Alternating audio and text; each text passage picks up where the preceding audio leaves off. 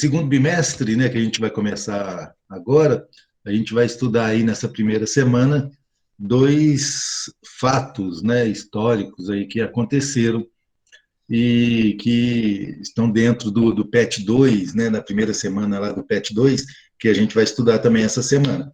Então, é o iluminismo, né, e liberalismo, e também a crise do sistema colonial aqui no Brasil. Tá? Então, a aula de história, né, segundo ano, PET 2, né, esses dois fatos aí, né, esses dois conteúdos, eles vão fazer parte da carga horária complementar. O iluminismo, né, iluminismo e liberalismo. O iluminismo é voltado mais ao pensamento, né, à filosofia, às ideias que estavam ocorrendo na Europa. O liberalismo já é mais voltado aí à parte econômica, né, são pensadores de economia, né, como que eles imaginavam que deveria ser a economia.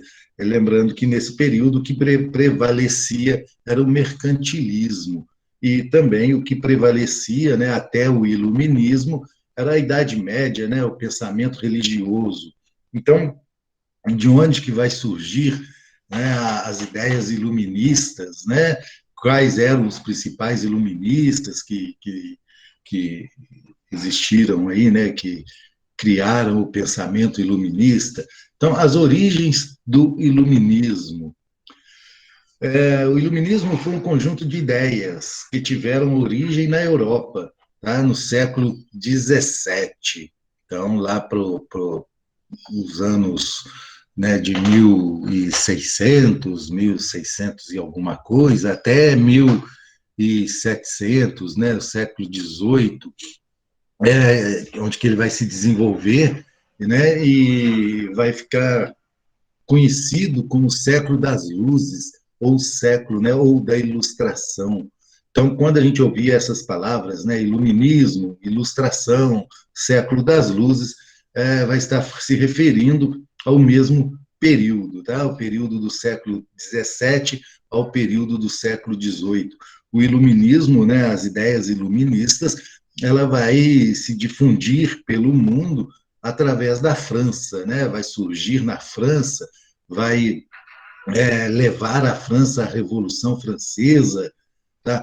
E ele vai se difundir pelo mundo, influenciar revoltas aqui na América, né? A independência dos Estados Unidos, né? Das 13 colônias, a Revolução Francesa, como eu disse, a Inconfidência Mineira, Conjuração Baiana, são exemplos de movimentos e revoltas que vão ocorrer no mundo, né? Lá no Haiti, que vão ser influenciadas pelos ideais, né, pelas ideias iluministas, né? A gente vocês já devem ter escutado aquele lema, né, liberdade, igualdade, fraternidade, que era o lema da Revolução Francesa. Então, esse lema traduz bem os ideais iluministas, tá? Os ideais de liberdade, né, de igualdade de tratamento entre as pessoas e de fraternidade. Então, o iluminismo, a gente sabe, né, que é um movimento intelectual. Tá? Então, iluminismo é um movimento intelectual, um conjunto de ideias que passou a vigorar na Europa após o pensamento religioso, né, que existia na Idade Média. Iluministas são os filósofos, né? São as pessoas que desenvolveram essas ideias. Então, iluminismo é um movimento intelectual, iluministas eram os filósofos. Condições para o desenvolvimento do iluminismo. O que ocorria na Europa, né? Como que estava a Europa, né? Por que esse iluminismo, essas novas ideias vão surgir lá na Europa? Existiu a ascensão econômica da burguesia. Até então, né, durante a Idade Média, o que prevalecia eram os feudos, né, a nobreza, o clero, que a pirâmide social, né, era formada pelo clero, pela nobreza, e todos os outros grupos de pessoas se encontravam ali abaixo desses dois. não existia outras classes sociais, né? As classes sociais eram a classe C, a nobreza e o clero. Então, no final da Idade Média, vai surgir a burguesia, né? Que era aquela classe econômica que estava ganhando dinheiro, né? O comércio, os comerciantes. Então, esses burgueses, eles vão surgir e vão buscar poder. Tá? A burguesia vai querer poder, a burguesia vai querer participar das decisões políticas dos países. Então, essa burguesia ela vai, né, ajudar aí no desenvolvimento, né, desse pensamento iluminista. Tá? Então, uma das condições foi o crescimento, né, a ascensão da classe burguesa. A Revolução Científica do século XVII. O que foi Revolução Científica? Movimento que mudou a visão do homem moderno, a utilizar-se da razão e da ciência para explicar a realidade. Antes, a igreja explicava os acontecimentos por meio de preceitos religiosos e da fé. Tá? Então, tudo antes do surgimento aí, né, dessa revolução científica, né, que vai mostrar que vai tentar explicar os fenômenos que ocorrem através do pensamento, através da razão, da experiência, né, da ciência, porque antes era tudo explicado pela religião, né? Como quando não havia uma explicação científica para determinado fenômeno, falava-se que era Deus, né? Os deuses, depois Deus quis, Deus quer desse jeito, a gente tem que fazer porque Deus assim deseja. Então a ciência veio contrapor, né? Veio fazer né? Ser contrária a esse pensamento religioso. A crise do antigo sistema, do antigo regime, as pessoas, né, através do pensamento, do esclarecimento, começam a questionar aqueles governos absolutistas, né? Aqueles governos dos reis, que tudo podia, que tinha todos os poderes, eles eram reis porque Deus queria, né? Que ele fosse o rei. Então, vão começar a questionar, né, a insatisfação contra esses governos absolutistas, vai começar a questionar aí essa forma de governo, né, o que a gente chama aí de antigo regime. Os pensadores iluministas criticavam o antigo regime, combatendo o absolutismo dos reis, os privilégios da nobreza, do clero, a imposição religiosa e as práticas mercantilistas. Tá? Então, nesse contexto aí, os pensadores iluministas vão começar a criticar o antigo regime, né? Vão começar a questionar as práticas mercantilistas, a imposição da religião, tá? Os privilégios da nobreza e do clero. O contexto histórico, né? Desde a Idade Média, a visão teocêntrica, né? A visão de que Deus era o centro, né? Teocentrismo, né? O Deus ao centro, né? Deus está ao centro de tudo, tá? Então, era uma visão que era da Idade Média, tá? O iluminismo já coloca o homem ao centro, tá? O homem é o centro de tudo. E na Idade Média, Deus era o centro. Então, desde a Idade Média, a visão teocêntrica, marcada pelo misticismo religioso, dominava a Europa. Neste período, predominava o uso do pensamento escolástico, né, do pensamento religioso, que buscava conciliar fé e razão. Tá? Então, durante a Idade Média, tudo era explicado através do sobrenatural, né, de um ser sobrenatural, um ser que não estava não era natural, não estava na natureza do ser humano. Então, era explicado através de sobrenatural. Os iluministas vieram questionar, né, essa explicação. A partir do século XVII, em meio à insatisfação por causa da opressão exercida pelos monarcas absolutistas, surgiu uma nova possibilidade para explicar o mundo, fundamentada na razão, tá? No pensamento. Os iluministas passam a explicar esses fenômenos, né, naturais, fenômenos sociais, econômicos, através da ciência, através da razão. O mundo físico, né, que é o nosso mundo, e seus fenômenos deixavam de ser justificados pela religião e passavam a ser explicados pela razão. Era a valorização da ciência e da racionalidade, como forma de eliminar a ignorância dos seres humanos acerca da natureza e da sociedade. Tá? Então, no período aí, né, iluminista, nós vamos valorizar a ciência, né, valorizar a razão e não a religião. Hoje em dia, ainda existem pessoas que buscam aí na religião a explicação, né, para todos os fenômenos, né, valorizam mais a religião do que a ciência, né? A gente está vendo muito essa discussão aí, né, que a gente deve respeitar as ciências, né, que a gente deve respeitar os cientistas, que são os cientistas que desenvolvem, né, os remédios, né, hoje em dia a vacina aí, né, para o período pandêmico, né, para o Covid. Então, nós temos que respeitar a ciência e não os charlatões, né, que surgem nesse período. É muito importante isso aí. Ó.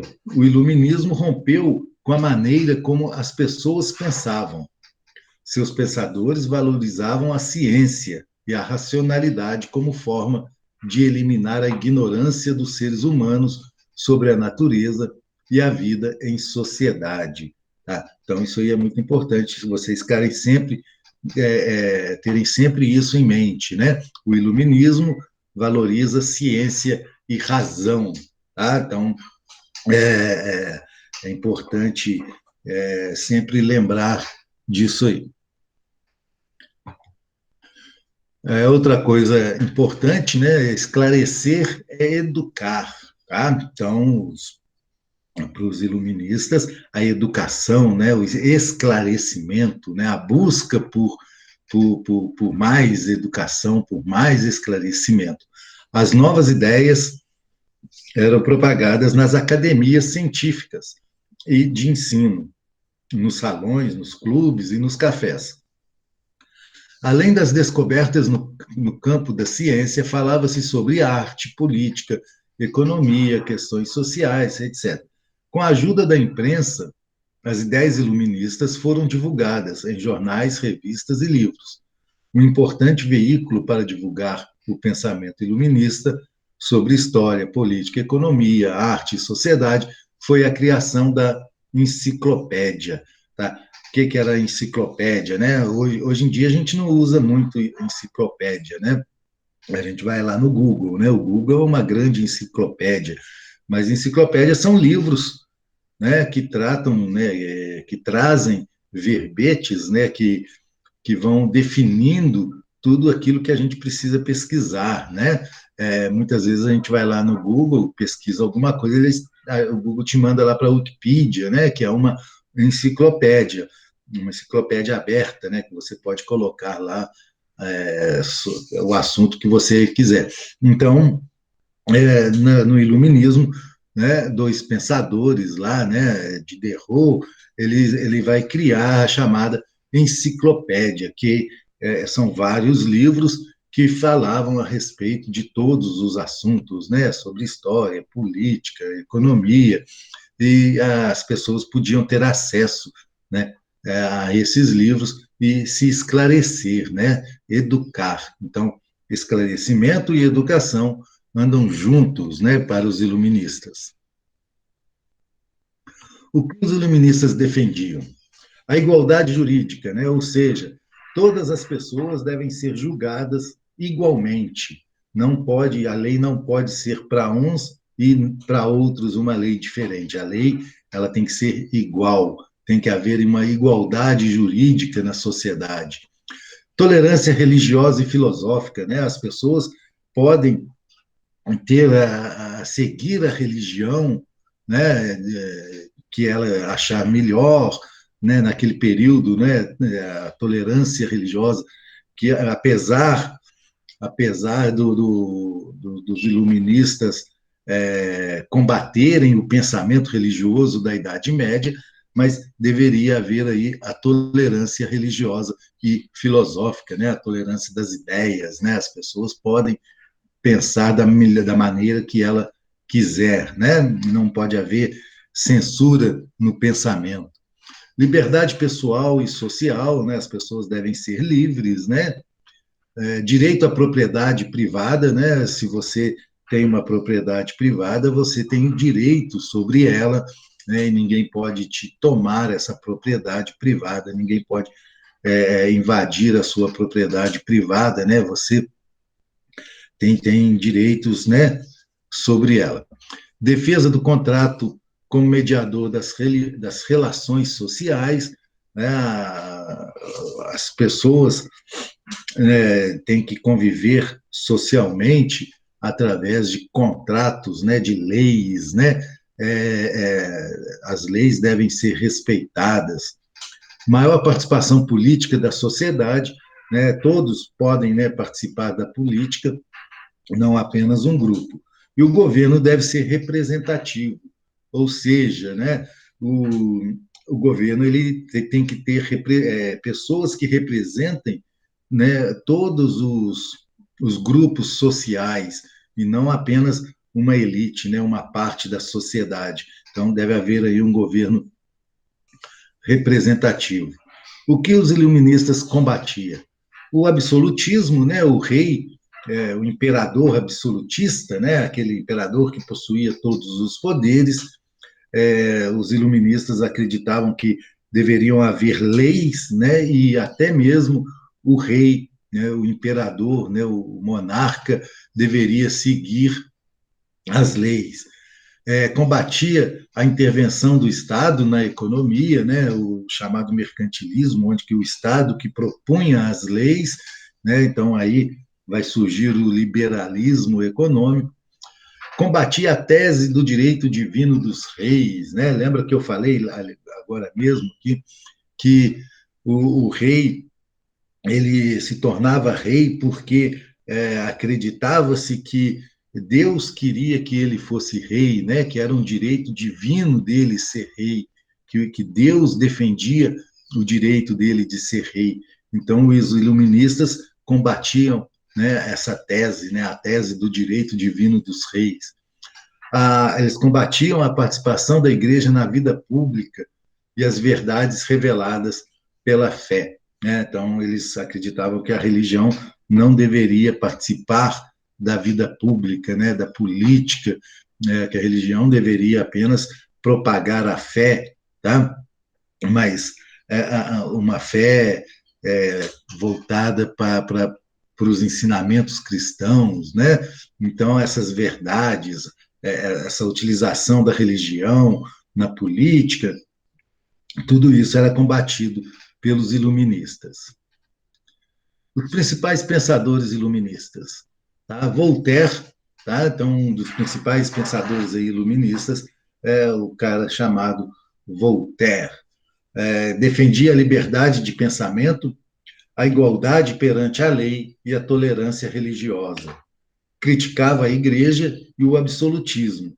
Propunha a participação da burguesia esclarecida no governo, né? A burguesia estudada, né? A burguesia que buscou conhecimento.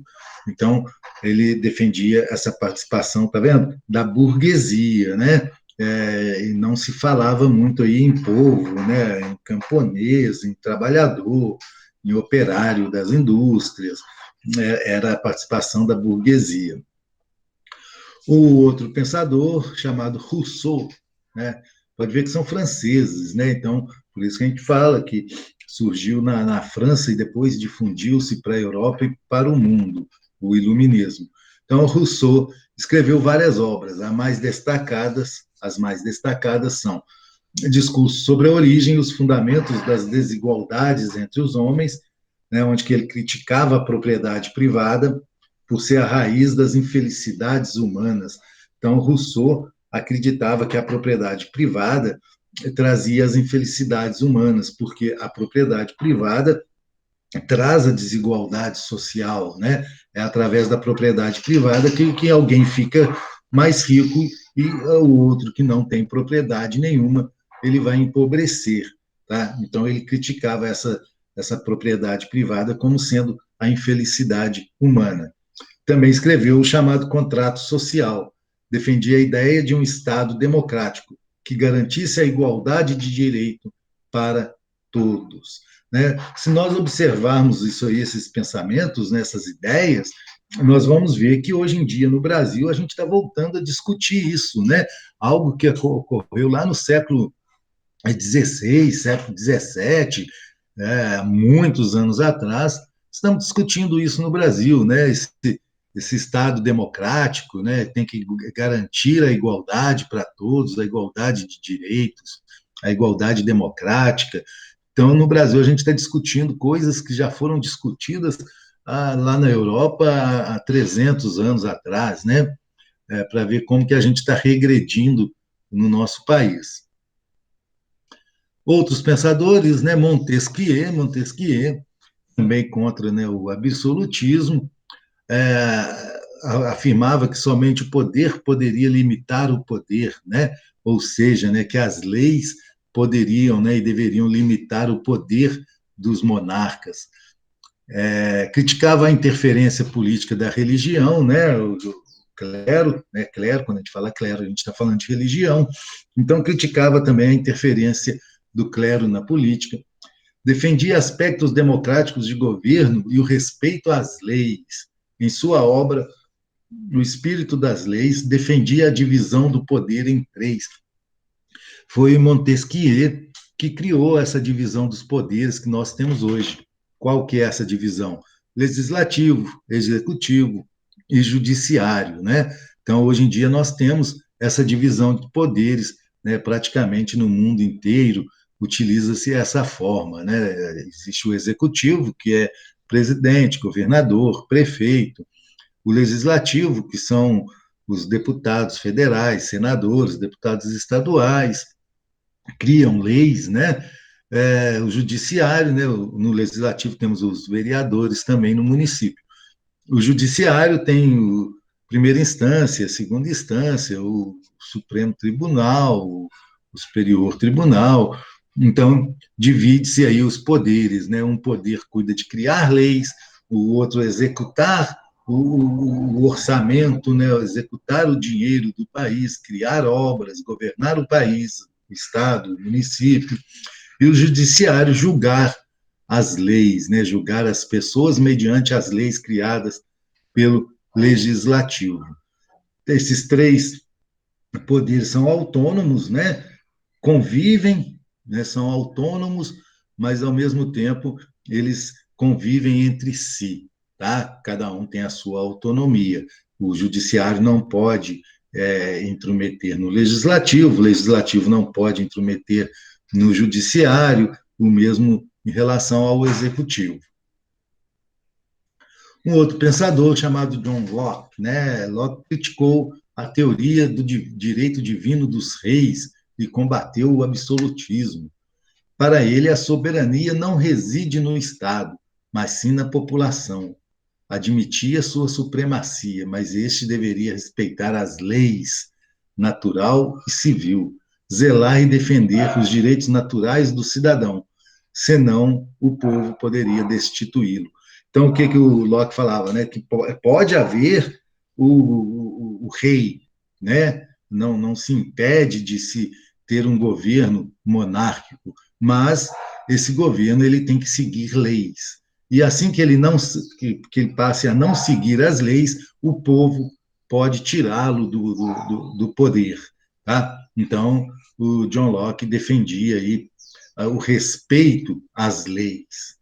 Defendeu a separação entre igreja e Estado e a liberdade religiosa. Para ele, Estado e igreja não pode se confundir, né? Religião e Estado, né? O Estado tem que ser um Estado laico, um Estado sem religião, né? Não pode haver uma religião oficial para o Estado. Acreditava que a mente de uma pessoa, ao nascer, era uma tábua rasa, né, espécie de uma folha em branco. E somente com as experiências vividas é que se adquire o conhecimento e a personalidade, né? Então, John Locke acreditava que a pessoa, quando nasce, ela não tem, né, ela é vazia, né? E aos poucos ela vai adquirindo o conhecimento e vai moldando a sua personalidade. Agora, aí sobre o liberalismo. Tá? O que prevalecia na Europa, nesse período, era o chamado mercantilismo, tá? Que era uma prática econômica, né, adotada pelos reis absolutistas, que expandiam a riqueza de seus países por meio do fortalecimento do comércio e da exploração colonial. Então, para o mercantilismo, um país se tornava rico com uma maior quantidade de colônias que ele possuía, com o comércio que ele fazia, com a acumulação de riquezas, né, com a acumulação de ouro, de metais preciosos. Então, isso definia a riqueza do país. Esse era o pensamento mercantilista. Né? E o rei, como o governante, deveria intervir na economia, né, para quê? Para que o país se enriquecesse. Então, os iluministas, os liberalistas, né, os defensores da teoria econômica do liberalismo eram contrárias a isso. Achava que o rei não deveria intervir na economia, que a economia sozinha, automaticamente, o que a gente chama de mão invisível, vai se auto-organizar. Entretanto, os pensadores iluministas começaram a questionar as ideias mercantilistas, pregando o fim da intervenção do Estado na economia. Então, para o liberalismo, o mercado, né, se autorregula, sem precisar que haja intervenção do Estado. Hoje em dia, nós utilizamos muito dessa prática, né, que a gente chama de neoliberalista, né, o neoliberalismo, que a gente percebe que não dá muito certo, né? Os países, por exemplo, o Brasil, a gente vê muita desigualdade social, né? A autorregulação do mercado no Brasil, ela é feita sempre privilegiando os ricos, né? As pessoas mais ricas da sociedade, o pobre quase nunca né, recebe benefícios com essa regulação do mercado. Por isso existe, né, a necessidade de se intervir, né, do governo intervir na economia do país. Assim surgiu uma nova teoria econômica, denominada fisiocracia. A palavra fisiocracia quer dizer governo da natureza, né? Ou seja, o governo que naturalmente, né, a economia, a sociedade naturalmente se regula. Ela não precisa que haja uma interferência na economia, né? Ela vai se autorregular. Um exemplo, o preço de um determinado alimento ele está muito caro. Né? O que vai acontecer? Como o preço está muito caro, muitas pessoas vão começar a plantar, né, ou produzir determinado alimento. Como vai começar a produzir muito determinado alimento, vai ter muita oferta desse alimento, então o preço vai cair. Né? Eles imaginam dessa forma. Né? Então, que existe aí a demanda, né, a procura e a oferta, né, o jogo aí de procura e oferta, né, vai controlar o preço dos produtos. Mas nós sabemos, né, e temos experiência, que não funciona bem dessa forma. Os principais fisiocratas, Adam Smith, tá, que desenvolveu aí esse pensamento liberal. A principal obra dele, A Riqueza das Nações, defendia a ideia de que o trabalho e o acúmulo de capital era a fonte da riqueza. Né? Foi o primeiro a estudar o sistema capitalista. Capital mais trabalho igual riqueza. Tá? Ele era defensor aí do liberalismo. Outro aí, Thomas Hobbes, né? O Hobbes, defendia a existência de direitos naturais inerentes a todos os seres humanos. Então, todos os seres humanos possuem, né, seus direitos naturais, né? Todo mundo tem os mesmos direitos aí, alguns direitos são iguais para todos. Ao Estado caberia regular a vida em sociedade. Então, o Estado regularia, né, criaria leis para que houvesse aí a vida, né, na sociedade, tá? Então, a interferência do Estado seria na criação de leis. Críticas ao regime de monopólio e ao pacto colonial. Então, isso aí já é dentro aí da crise do sistema colonial que eu falei que a gente ia estudar também. Então, o sistema colonial que existia no mundo, né, nesse período aí do iluminismo, vai haver aí uma crítica, né, dos iluministas, né, do sistema liberal econômico, né? Então, o sistema liberal, né, o liberalismo, né, principalmente através de Adam Smith, ele criticava a política mercantilista, o controle dos monopólios e o trabalho servil. Então, para Adam Smith, aquele sistema político, né, mercantilista que nós vimos, de enriquecimento através de colônias, através da mão de obra escrava, do acúmulo de metais preciosos, era criticado por Adam Smith, né? O controle aí, né, os monopólios, né, de controle, como o pacto colonial, por exemplo, né? O que era o pacto colonial? A, a, a colônia só podia vender produtos e comprar produtos da metrópole, né? Então, por exemplo, o Brasil só podia comprar e vender produtos de Portugal, né? Então, o liberalismo ele critica essa forma de governo. É...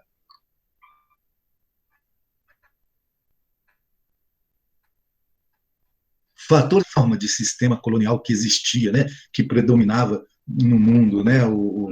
A gente tem exemplo aqui, né, do Brasil, da América, né? A América era formada por colônias, né, lá da Europa.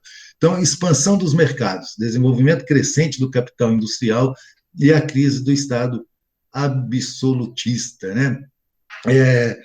Esse sistema ele vai começar a ter sua queda, né, o sistema colonial, principalmente pela industrialização, né? Os países europeus começavam a se industrializar, né, a vender produtos, né, industrializados, né, ou manufaturados, e precisava de mercado consumidor para esses produtos, né? E como as colônias utilizavam, na sua maioria, mão de obra escrava não tem capital, né? Então necessitava de capital para se comprar produtos europeus. Então esses países que se começavam ali um desenvolvimento, eles começavam a lutar aí contra a mão de obra escrava, né? Por quê? Porque tinham que vender os seus produtos. Então, monopólios e privilégios, obstáculos aos grupos interessados numa produção em larga escala comercial, mercados fechados e restrições do pacto colonial, né? Aquilo que eu falei. Vamos imaginar o seguinte, um exemplo prático aí. A Inglaterra produzia determinado produto lá, objeto, e queria vender esse objeto para o mundo, mas não podia vender aqui no Brasil. Por quê? Existia o pacto colonial, o Brasil só podia comprar de Portugal. Então, esses países que começaram a se industrializar, eles vão começar a lutar, né, para acabar esse pacto colonial. Então, entrave ao aumento da produção em função da mecanização. Absolutismo monárquico, crítica ao antigo regime, crença nos direitos naturais do homem. Tá? O homem nascia livre, né? Tinha que ser livre, não poderia haver aí a escravidão. Ideias sobre a soberania da nação e supremacia das leis, defesa dos princípios de igualdade e liberdade. Sistema colonial no Brasil, pressões internas, né? Aumento da produção, incremento da produção, ampliação do mercado interno. Então, o mercado interno do Brasil estava crescendo, né? E existia aí uma necessidade de se implantar novas leis, né? Criar uma forma diferente, acabar com o pacto colonial. A família real havia vindo morar no Brasil, né? Criou-se aí, né, a abertura dos portos. Então, existiam pressões internas no Brasil para que se acabasse com a política aí do pacto colonial. Expressões do descontentamento com a política de monopólios, né? Quando a gente fala política de monopólios, basicamente estamos falando aí sobre o pacto colonial. Conflito entre produtores e comerciantes, né? A chamada Guerra dos Mascates, que ocorreu em Pernambuco. Conflitos entre comerciantes e burocratas, revolta de Beckmann, né, que ocorreu no Maranhão, levantes nas regiões de Minas Gerais, né, algumas revoltas que ocorreram aqui na região produtora de ouro. Então, tudo isso questionava, né, esse pacto colonial, né, essa política de monopólio que a metrópole exercia em relação à colônia. Atritos entre as nações europeias em torno dos monopólios. Os franceses, os holandeses, eles começaram a querer se expandir também e pegaram algumas partes aqui na América, né, para que eles pudessem ter um domínio colonial aqui também. O Brasil sofreu invasões francesas, invasões holandesas, que buscavam também ter um domínio, né, expandir os seus territórios.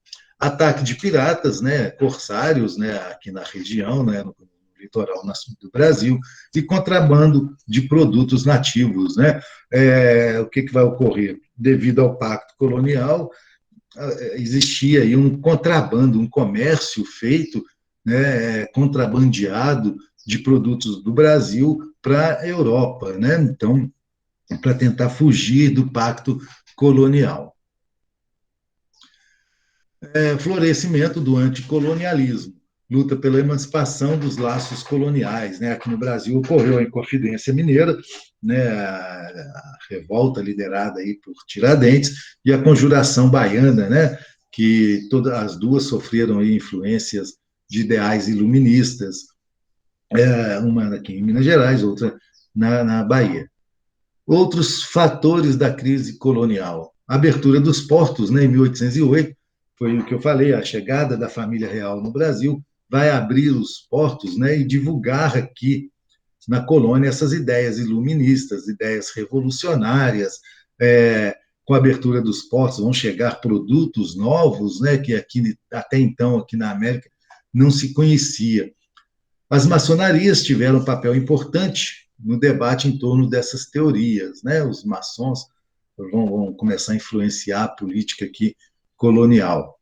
Limites do liberalismo no Brasil: pobreza ideológica dos movimentos e falta de envolvimento popular. Tá? Essas ideias iluministas que chegavam aqui, essas ideias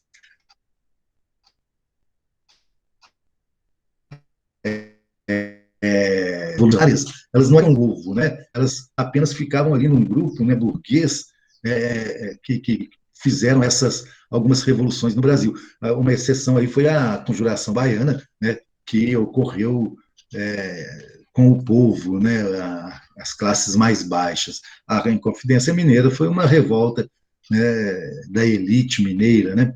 O comportamento dos revolucionários, com exceção de poucos, era elitista, racista e escravocrata. A escravidão foi o limite do liberalismo, né? O liberalismo era a favor aí da liberdade das pessoas, né? E a escravidão no Brasil resistiu aí ao liberalismo até 1888, quando vai ocorrer a libertação dos escravos definitivamente. Assim, a gente termina nossa aula, né? Na próxima, agora, a gente vai estudar o PET. Amanhã eu já devo liberar atividades no Conexão Escola.